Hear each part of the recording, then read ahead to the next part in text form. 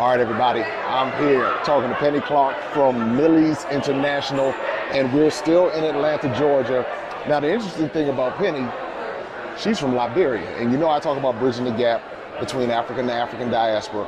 And what we have happening here, we're at a business conference, TSP, Traffic Sales and Profit Business Conference. But Penny has a business. Well, before we talk about your business, tell me about where you're from in Liberia. So I am from Monrovia, Liberia, the capital city of Liberia. Born and raised. Okay. And I immigrated here to the United States in 1986, straight out of high school at age 16 years old. Okay. That's the norm. When we graduate high school, we were sent abroad to go to college. So I came to go to college, and then the Civil War broke out in 1989, and I couldn't go back home. So I had to figure out a way, of making a living and a life here in the U.S. because there was no way of going back to Liberia. Okay. And so here I am. Now, have you been back to Liberia? I've been back to Liberia. I went back to Liberia a long time ago. Okay. And I'm due for another trip, hopefully in December. Okay. Now, what? I still have two siblings there. Okay. Now, what ethnic group are you from Liberia? Okay, so to be honest with you, my mom is from Kipalmas. She's like one of the Americo-Liberians. Okay. So as they say in Liberia, the Congo people. Okay. But my father was from the Kru tribe. Kru, okay. So he was from Grand Kru County in Liberia. Got it. Okay, so yes. A lot of people don't know that they're ethnic groups. Everybody talks, so many people say Africa. Right. And they think it's all the same. Right. But it's very different. Yeah, but I was raised by my mom's family, so I don't speak anything other than Oh, okay. Yeah, my mom's family.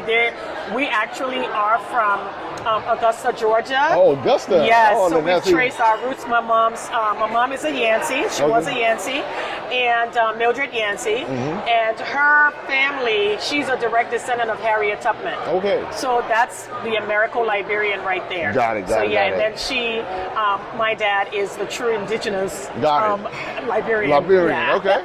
Well, I mean, I think it's fascinating because a lot of people don't recognize a lot of these connections that we have. Right. So now, with that said, you have a business that you've been running. I do. And so tell me about your business. So the business is called Millis International Creations. It's actually named after my mom. So my mom, even in Africa, back in Liberia, raising us, taught us that you cannot depend on your 9 to 5 to survive. Even back then in Africa, she was telling us that. She taught us all, one, that we needed to each own real estate. I'm the last of 8 children. She said, each of you must own real estate and you must have side businesses. You cannot depend on your 9 to 5. And so she was an educator. She rose up in the ranks. She was a teacher, then became a principal in the public school system in Liberia, and also had her side business where she used to bake cornbread. And we had these bread boxes made by the carpenters with the glass in the front. And she would send folks in the morning in the market to sell her bread. And she also made what we call Sweet Mother. It's like slush, but we make it from Kool-Aid. Oh, yeah. And me and my siblings used to have to make those when we came home from school every day. Sweet Mother. Tie it up, put it in the freezer, and that was the slushy in the sandwich bag. Yeah, and then you bite it. Bite it and suck it because it's so hot. Yeah. So she would send people in the market, and she would pay those guys to go out and sell her stuff. That was her business, in addition to her being an educator. So it was in that vein when she passed away in 2014 in Maryland that I wanted to do something as a tribute and a legacy for her. So with this, I also help education opportunities back in Liberia. For example, my husband and I paid tuition for a student at the St. Teresa's Convent High School. That's the place I started school. It's a Catholic school. And additionally, I make donations as well to my alma mater, my high school as well in Liberia, the College of West Africa is what it's called. We have a Global Alumni Association. I make contributions to that. And I also help other charitable organizations around the world and in Maryland as well. So because of your mother's inspiration, and I'm just listening to your mother's story. Yes. She sounded like she was the real deal. She was. She was a disciplinarian. She was big on education. She said education is the one thing nobody can take from you. Right. So no matter what you do. And it's funny because growing up, I didn't learn how to cook and I wasn't cleaning house and all that stuff in Liberia. She made me study. She was like, it's all about academics because you can hire somebody to cook your food and clean your house, but you need to have this correct. Got it. Yeah, so she was all about academics and being a business person. And interestingly, I wanted to be a teacher because mom was a teacher. Yeah. But when I came to the U.S. and I ended up in Massachusetts, in Boston is where I went to school, had my children and all that, the cost of living was so high, I didn't think that I could live on a teacher's salary. So I decided to go to law school instead. So I went to law school. So I work in the legal profession still. So you're an attorney? I'm a lawyer, yes. And in addition to that, I have the side business. So soon I will be transitioning out of that and doing the business full time. Well, do tell. Yes. So do tell us what you do. What do you sell? So, Millis International Creations, we do authentic, elegant, and statement, handcrafted African pieces. Everything is handcrafted in Africa. We do jewelry, accessories, we do leather goods. I want to show you this. This is actually a crossbody bag. It's all soft leather, handcrafted in Africa, okay? We do travel rolling duffel bags. All of that is made in Africa. High quality, affordable, but everything is handcrafted in Africa because it's also my way of giving back to the people on the continent, because y'all know we can't bring them all here. So we got to help them use their skills where they are, and then I source all of these things from them. Also not from China. And not from China, no. All handcrafted in Africa, not from China at all. Now, what's your website? The website is www.millisint, that's MILLIESINT.com. And you can find us on Facebook under the same name, Millis International, and also on Instagram as MillisINT. All I'm going to say to everybody is this. What you see me doing is bridging the gap. And the reason why I'm doing this is because there's so many opportunities on both sides. Just like Penny's going and having everything made in Africa.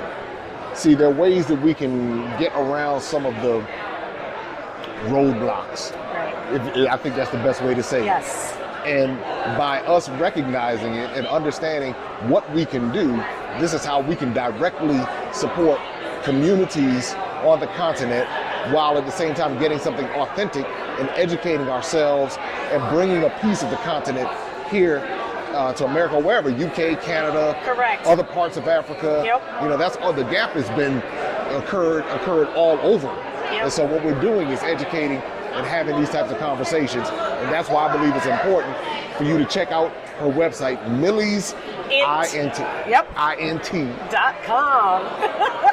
So you heard it. Now, you have some trips on your website too? I have some trips coming up. So when you get to the website, join our email list. We're going to be putting the link out on the website soon for the trip, but just join the email list and you'll get information on the trip. We are taking our first group of ladies to Egypt in 2023. So we have a crazy group of people that's our VIP in our platinum group, and we open up the trip to them. And they've been wanting to go to Africa and they want to go with me. So I'm going on a trip too as a customer and a passenger, and we'll have a wonderful time. It's going to be all ladies, right? And we are planning on taking Egypt by storm, respectfully, respecting their culture in April 2023. But that's just the debut of our trips. We're going to have successive trips later on as well after that. There'll be more trips to come. All right, so Penny has a lot going on. Check out her website, everybody. Her website is down in the description. Make sure you go see everything she's offering. And I'm telling you, this is how you can be a part of Bridging the Gap. Anything you want to share before we close out? So I just want to say to people, if you're interested in doing business, with Africa, don't hesitate. The opportunities are there, and our people need us more than ever. We are the ones, and we are the only ones that they can count on right now. Don't let us give that opportunity to other people who don't look like us. You heard it directly from Penny, who is from Liberia, and we are in Atlanta. Well, better yet, Alpharetta, Georgia, right outside of Atlanta. And last note, don't forget to subscribe, like, share. Until next time, take care, be safe. Peace. Open up your eyes and see all the fun and mystery. Take an African adventure with Darren and Destiny.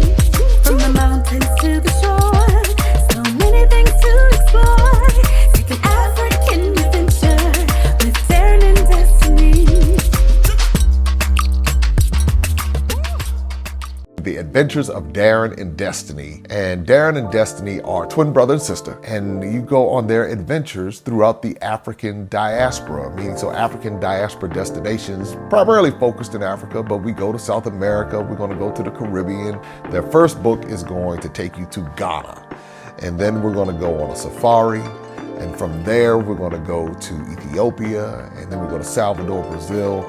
And what the goal is to be able to inspire curiosity in the continent of Africa, in our children from a very young age, and to really tell a more accurate story. Most of our children are exposed to negative images, late night infomercials about how bad things are, everybody's sick, everybody's poor, everyone's uneducated, but that's simply not true. So what Darren and Destiny and their family do is they go to different African destinations. They are learning about these different places. You're beginning to see positive images, but still telling the truth. I mean, that's the important thing, to tell the truth about some of the things that have occurred. But it's all done on our children's level so they begin to understand it. And it begins to pique their curiosity. They begin to learn more. And hopefully one day they will want to explore and visit the continent of Africa and its many countries. There's just so much that Darren and Destiny are able to do, and as they're doing it, it's like they begin to open the minds of a new generation, and they don't get bombarded and indoctrinated with negativity.